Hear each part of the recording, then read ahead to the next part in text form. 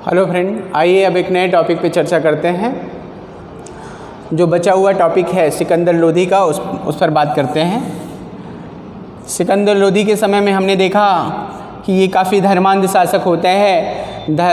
इस धर्मांधता में ये फिरोज तुगलक से भी बढ़कर होता है और इसने हिंदुओं पर तरह तरह के प्रतिबंध लगाए, उनके मंदिरों को इसने तोड़ा और बहुत सारे हिंदुओं को मुसलमान बनाने की इसने कोशिश करी। मथुरा के तो हिंदुओं को इसने काफ़ी हिंदुओं को मुसलमान बनाया और ज्वाला देवी मंदिर को इसने तोड़कर कसाईयों को मांस तोड़ने के लिए दिया। ऐसे ही बहुत सारे मंदिरों और उनकी मूर्तियों को इसने तोड़ा। खासकर इसकी विशेष रूप से मूर्तियों को तोड़ने की जो इसकी प्रवृत्ति होती है, ये बहुत सारी मूर्तियों को तोड़ता है, मूर्ति विरोधी होता है ये। और बोधन नामक एक ब्राह्मण को इसलिए दंड देता है क्योंकि उसने कहा इस्लाम और हिंदू दोनों धर्म सत्य हैं। तो ये इसकी धर्मांधता का परिचायक होती है, धर्म में बिल्कुल अंधा होता है ये। और इस क्षेत्र में आगे चलकर ये सिकंदर लोदी आगे चलकर औरंगजेब का अग्रगामी होता है। जहाँ तक सिकंदर लोदी की बात है तो सिकंदर लोदी ने चूँकि ये शहनाई सुनने का बड़ा शौकीन होता है और ये गायन क्षेत्र में भी बड़ा अव्वल होता है और इसने जो है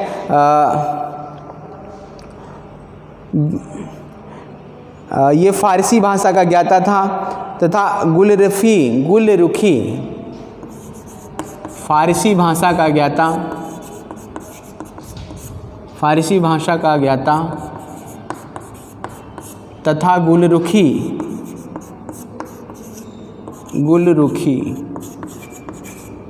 गुलरुखी उपनाम से कविता लिखता था।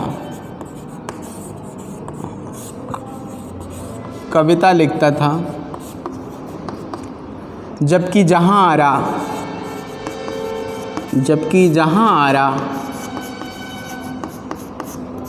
आरा मखवी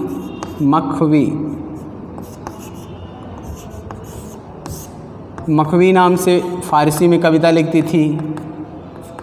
ठीक है। बीरबल ब्रह्म नाम से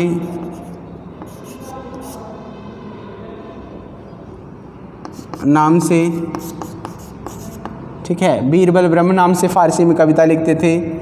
जबकि वाजिद अली शाह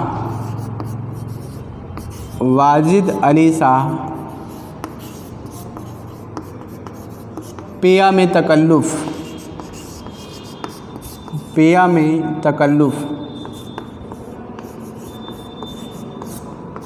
वाजिद अली शाह पेया में तकल्लुफ़ नाम से फ़ारसी में कविता लिखते थे। तो इस तरीके से कई ऐसे विद्वान थे जिन्होंने फ़ारसी में अपनी रचनाएं की है। एक साथ लगे हाथ हमने सभी विद्वानों के नाम बता दिए। जैसे गुलरुखी उपनाम से कविता कौन लिखता था? तो सिकंदर लोदी लिखता था। जहाँ आरा किस नाम से? मखवी नाम से। मखफी कहीं कहीं देता है, मखवी कोई दिक्कत नहीं। मखवी नाम से जहाँ आरा लिखती थी। बीरबल ब्रह्म नाम से कविता लिखते थे। और जबकि वाजिद अली शाह पिया में तकल्लुफ़ ठीक है, पिया में तकल्लुफ़ नाम से फ़ारसी में कविताएं लिखते थे। तो बहुत सारे ऐसे शासक हुए हैं जिन्होंने अन्य अन्य नाम से कविताओं की रचना की है। तो ये शहनाई सुनने का बड़ा शौकीन होता है। इसके समय में इसका एक प्रसिद्ध वजीर होता है मियाँ भुआ। ठीक है। इसने मोड़ की मस्जिद नामक एक मस्जिद का निर्माण किया था। मस्जिद का निर्माण कराया था। ठीक है। ये लोदी वंश की स्थापत्य कला के बारे में सबसे एक उत्कृष्टतम सफलता थी। जब भी अगर आपसे पूछे तो मोड़की नामक मस्जिद के बारे में आप बता सकते हैं, मियाँ भुआ। और मियाँ भुआ ने जो है आयुर्वेद का फ़ारसी में अनुवाद कराया था। आयुर्वेद का फरहंगे सिकंदरी नाम से आयुर्वेद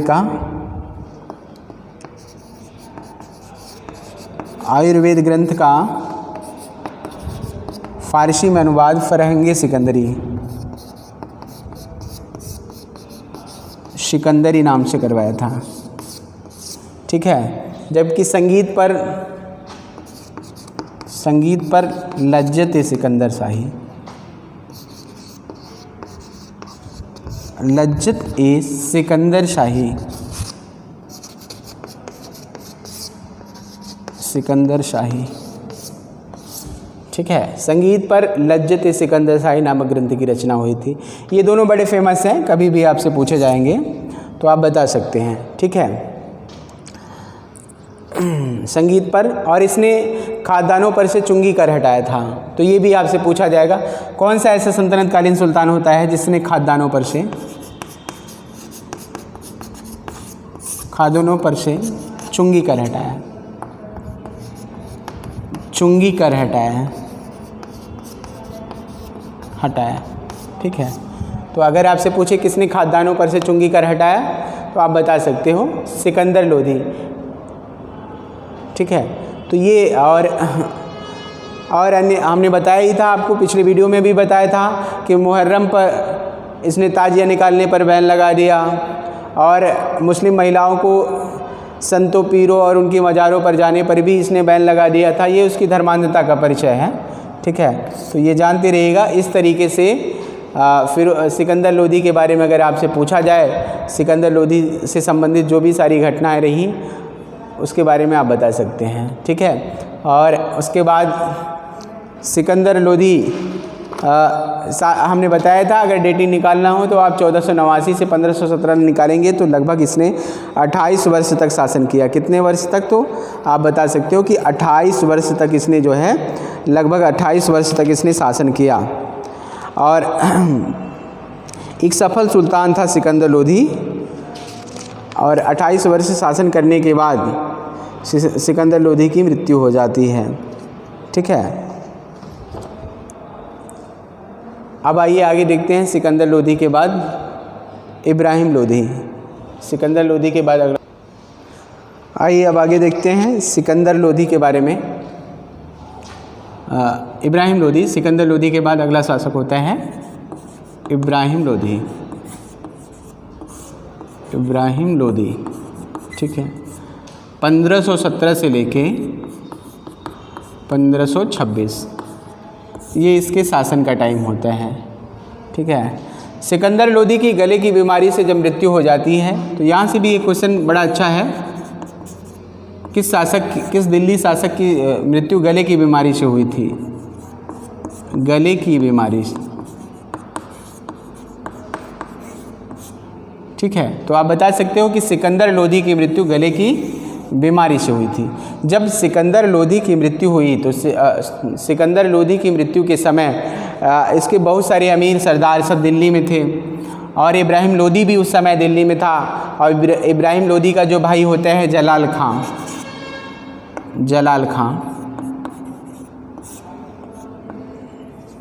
इब्राहिम लोधी का भाई होता है जलाल खां, ठीक है। तो जलाल खां भी इस समय मौजूद था। तो सभी की सर्वसम्मति से ये निश्चित किया गया कि जो सिकंदर लोधी का बड़ा लड़का है इब्राहिम लोधी, उसको दिल्ली सल्तनत की गद्दी पर बैठाया जाएगा, ठीक है। दिल्ली सल्तनत की गद्दी पर, दिल्ली सल्तनत की गद्दी पर किसको बैठाया जाएगा? इब्राहिम लोधी को, इब्राहिम लोधी को दिल्ली सल्तनत की गद्दी पर बैठाया जाएगा। और जौनपुर की गद्दी पर जलाल खां को, जलाल खां। तो उत्तराधिकार के प्रश्न पर वहीं उस समस्या को समाधान कर दिया गया। जलाल खां को जौनपुर की गद्दी प्रदान की गई और दिल्ली की इब्राहिम लोधी को दी गई। तो इसका संघर्ष जौनपुर की जलाल खां से यहीं से शुरुआत ही इसका संघर्ष जो है जलाल खां से हो जाता है। प्रारंभिक उत्तराधिकार युद्ध जो है जलाल, चूँकि सरदारों ने ऐसी व्यवस्था कर दी थी कि इसको दिल्ली सल्तनत की गद्दी दी और जौनपुर की गद्दी जलाल खां को दी, लेकिन कहीं न कहीं शासन सत्ता का लालच इस तरीके का होता है कि उस लालच ने, उस माया मोह ने जो है इनको जलाल खां को भी उस माया मोह में जकड़ लिया था। जलाल खां भी चाहता था कि दिल्ली सल्तनत का सत्ता इसको मिले, दिल्ली सल्तनत पर ये अपना अधिकार कर पाए। तो हो ना हो इसीलिए जो है दोनों के बीच में युद्ध हुआ होगा। और इसके समय की एक प्रमुख जो उपलब्धि अगला होता है वो गुजरात विजय होती है। गुजरात विजय, इसने गुजरात की विजय की थी। ये इसके समय की एक बड़ी उपलब्धि होती है। अगर ये कहा जाए तो गुजरात विजय इसके समय की जो एक बड़ी उपलब्धि होती है। और उसके बाद मेवाड़ इसका सबसे प्रबल प्रतिद्वंदी होता है राणा सांगा, जिसने इसके साम्राज्य को विफल कर दिया। तो ये इसके समय की मुख्य घटनाएं हैं। आइए इस पर आगे चर्चा करते हैं। ठीक है, तो इस तरीके से दिल्ली सल्तनत का जो वास्तविक ये कहें कि अंतिम शासक होता है। यहाँ से भी ये क्वेश्चन बन सकता है कि दिल्ली सल्तनत का अंतिम शासक कौन होता है। तो अंतिम शासक कौन होता है? इब्राहिम लोधी दिल्ली सल्तनत का अंतिम शासक होता है। ठीक है, इब्राहिम लोधी इस वंश का अंतिम वंश का ही नहीं, लोधी वंश का ही नहीं, अगर ये कहें तो दिल्ली सल्तनत का भी अंतिम शासक होता है। और इसी के बाद जो है इसकी सत्ता का, दिल्ली सल्तनत की सत्ता का ही अंत हो जाता है। ठीक है, तो इब्राहिम लोधी का अगर कहें तो पहली बार जहाँ से इसके युद्धों की जो शुरुआत होती है, उसका सबसे पहला युद्ध, आइए आगे देखते हैं। इब्राहिम लोधी को चूँकि सर्वसम्मति से शासक घोषित किया गया था और जौनपुर का क्षेत्र जो है जलाल खां को सौंप दिया गया था। लेकिन जब ये शासन सत्ता पर आसीन होता है तो आसीन होने के बाद इसने जो जलाल खां के साथ इसकी संधि की गई थी, उस संधि का पालन नहीं किया इसने, बल्कि उस संधि को तोड़ दिया इसने। और तोड़कर इसने आदेश दिया कि जो है जलाल खां को जो है सूचित किया जाए कि ये इसकी अधीनता में होकर शासन करे। जब जलाल खां को ये संदेश भेजा गया कि उसे दिल्ली आमंत्रित किया गया है, दिल्ली से उसके लिए बुलावा आया है, दिल्ली बुलाया गया है उसको, सुल्तान इब्राहिम लोधी ने उसे दिल्ली बुलाया है, तो उसने सुल्तान इब्राहिम लोधी की बात की अवहेलना की और उसने ये कहलवाना भिजवा दिया। उसने कहा कि वो दिल्ली नहीं आएगा। तो जब उसने ये कहा कि जलाल खां ने कि दिल्ली वो नहीं आएगा, तो इस बात से इब्राहिम लोधी नाराज़ हुआ और इसने जो है जलाल खां के विरुद्ध सैन्य कार्रवाई की और दोनों के बीच में युद्ध हुआ। और उस युद्ध में जो है जलाल खां पराजित हो जाता है और पराजित होने के बाद ये भागकर उन क्षेत्रों में पुनः वापस चला जाता है। कालपी में जलालुद्दीन के नाम से इसने अपने आप को शासक बना लिया।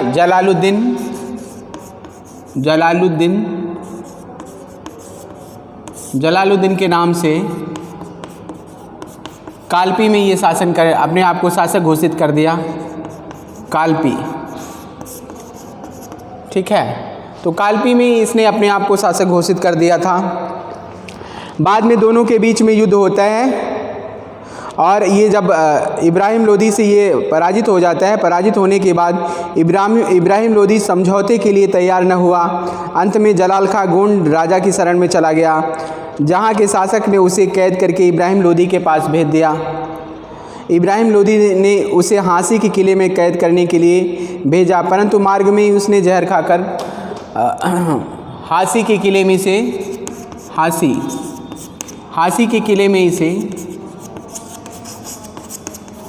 किले में इसको कैद करने के लिए भेजा जाता है, लेकिन रास्ते में इसको जहर देकर मरवा दिया जाता है।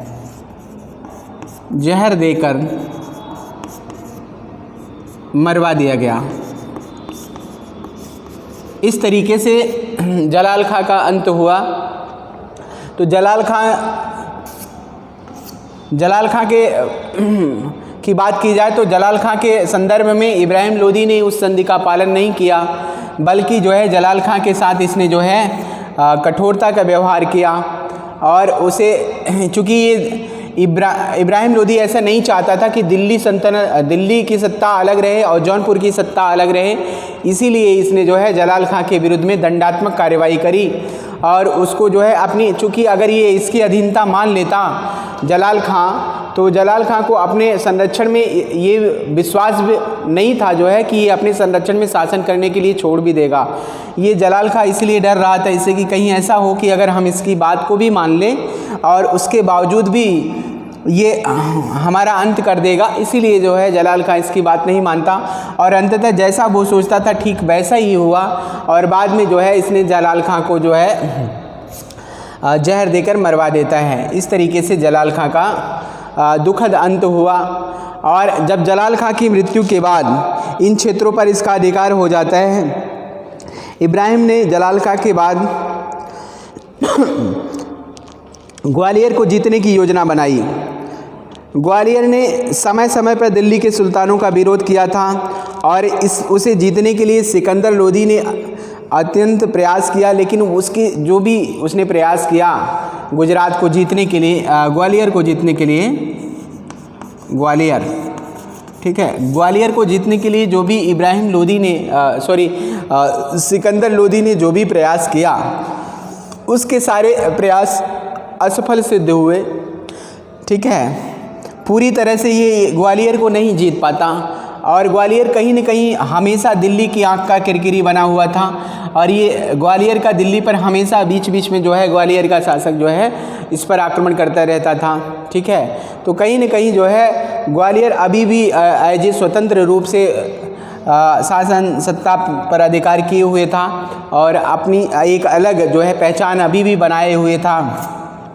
तो सिकंदर इब्राहिम लोधी के लिए एक जो है चुनौती थी ये, और इस चुनौती को इसने स्वीकार किया और ग्वालियर विजय के लिए इसने एक योजना बनाई और योजना बनाने के बाद इसने ग्वालियर के लिए अभियान किया। तो जब इसने ग्वालियर के लिए अभियान किया तो ग्वालियर का जो शासक होता है विक्रमजीत होता है। इसका जो समकालीन ग्वालियर का शासक होता है जिसका नाम था विक्रमजीत। ग्वालियर का कौन शासक होता है, इस नाम को याद रखिएगा। कभी भी अगर आपसे पूछा जाएगा कि ग्वालियर का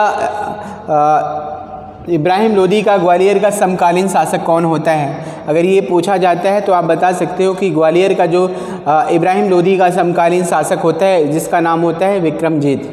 तो इसने ग्वालियर के शासक के विरुद्ध अभियान किया, एक विशाल सेना लेकर इसने ग्वालियर पर अभियान किया।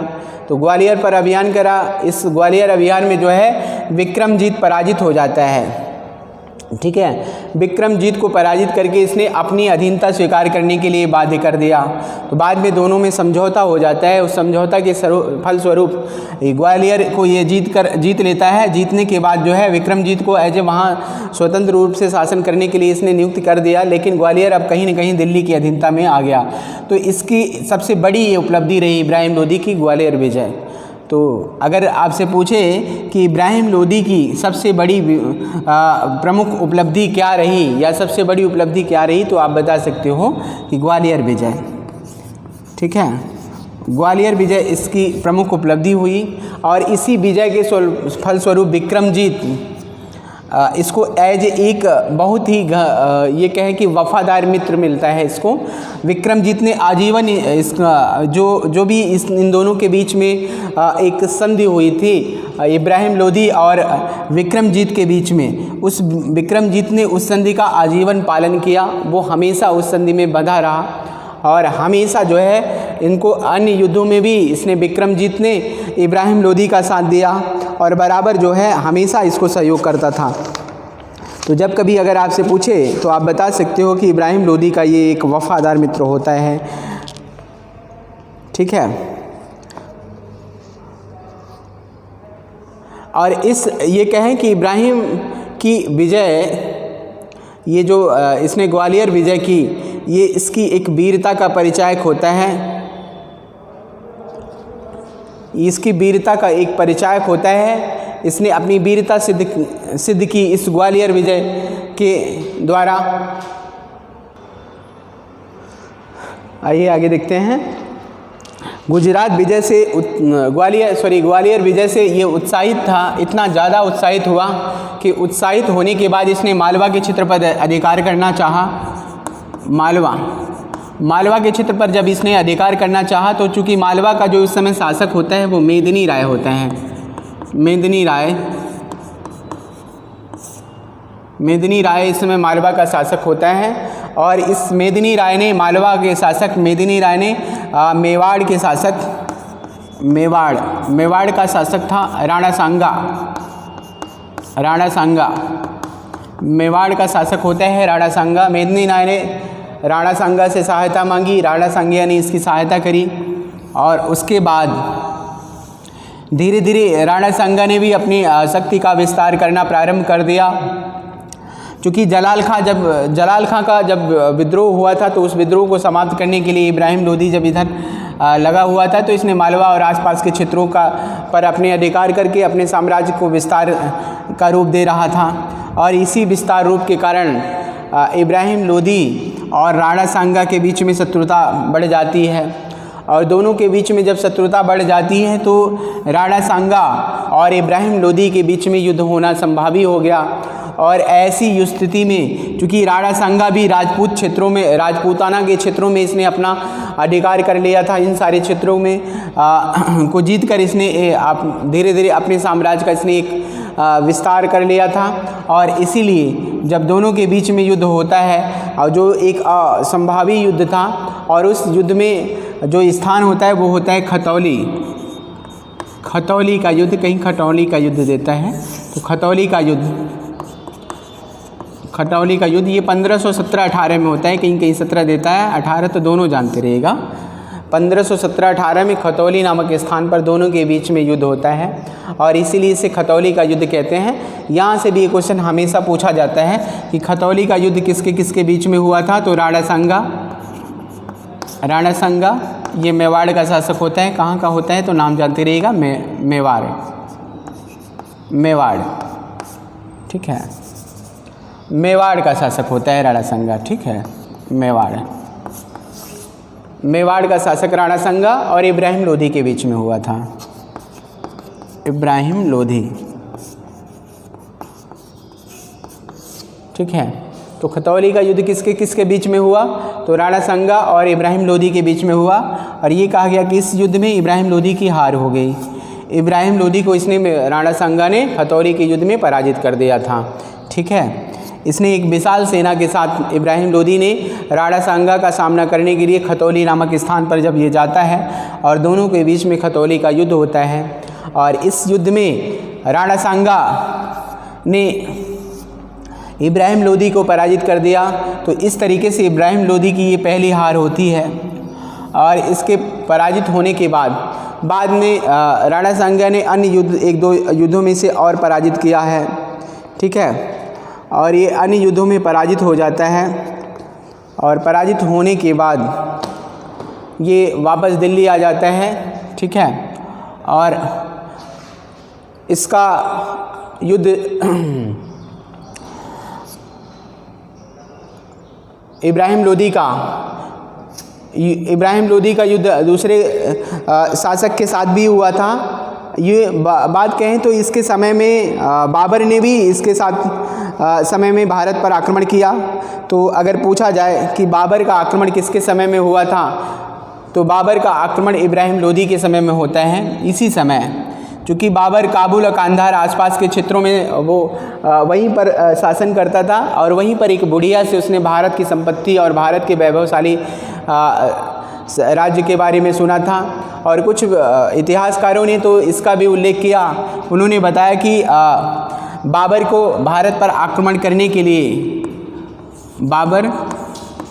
बाबर को भारत पर आक्रमण करने के लिए तो बाबर को भारत पर आमंत्रित किसने किया था, ये पूछा जाए आपसे तो बता सकते हो राणा सांगा। मेवाड़ का जो शासक होता है राणा सांगा, इसी ने बाबर को भारत पर आक्रमण करने के लिए आमंत्रित किया था। क्योंकि इब्राहिम लोदी को ये चाहता था कि बाबर इब्राहिम लोदी को पराजित करने के बाद जो भारत की सत्ता है यानी दिल्ली की जो सत्ता थी उस पर अधिकार करना चाहता था। और इसीलिए राणा सांगा ने बाबर को भारत पर आमंत्रित किया था। और दूसरा दौलत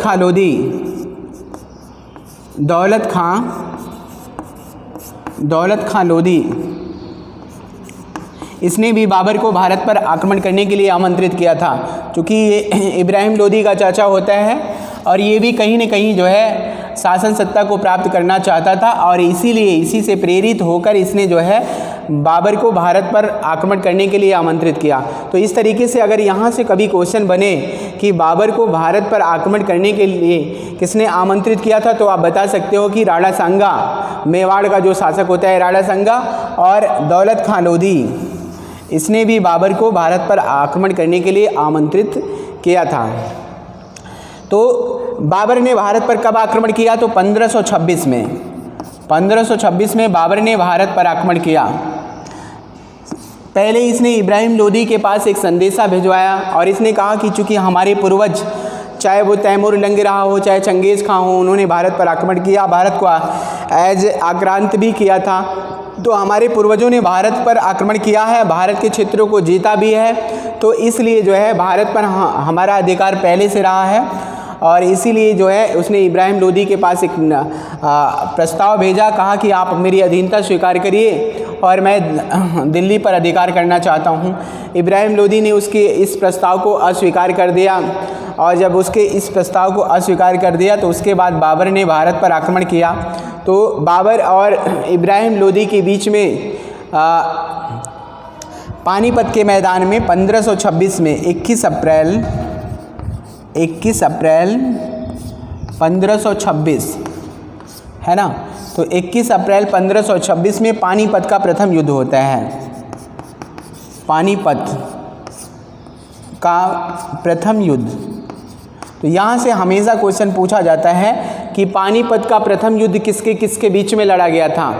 कभी ऐसे अगर पूछता है तो आप बता सकते हो कि पानीपत का जो प्रथम युद्ध है ये 21 अप्रैल 1526 में बाबर और इब्राहिम लोदी के बीच में लड़ा गया, और इसी युद्ध में इब्राहिम लोदी युद्ध भूमि में लड़ते हुए मारा जाता है, ठीक है। और बाबर ने 2 नवीन अस्त्रों का प्रयोग इसी समय किया था, ठीक है, 2 इसकी तुलुगमा पद्धति, ठीक है, का प्रयोग इसने बाबर ने इसी युद्ध में किया था। तो जब कभी अगर आपसे पूछे कि पानीपत के प्रथम युद्ध में किसकी हार हुई, तो आप बता सकते हो इब्राहिम लोदी के। और इब्राहिम लोदी युद्ध भूमि में मारा जाने वाला ये पहला शासक होता है, युद्ध भूमि में मारा जाने वाला प्रथम शासक,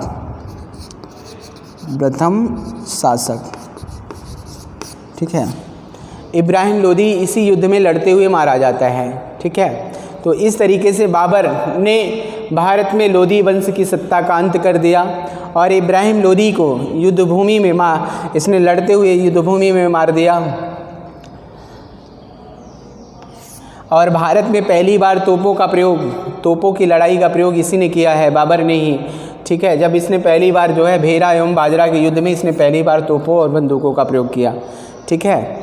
तो इस तरीके से जो है इब्राहिम लोदी ही नहीं बल्कि लोदी वंश की सत्ता का अंत हुआ। लोदी का एक कमेंट होता है इब्राहिम लोदी का, इसने कहा कि राजा का कोई सगा संबंधी नहीं होता। तो यहाँ से भी कभी कभी क्वेश्चन पूछा जाता है, ये पूछता है कि राजा का कोई सगा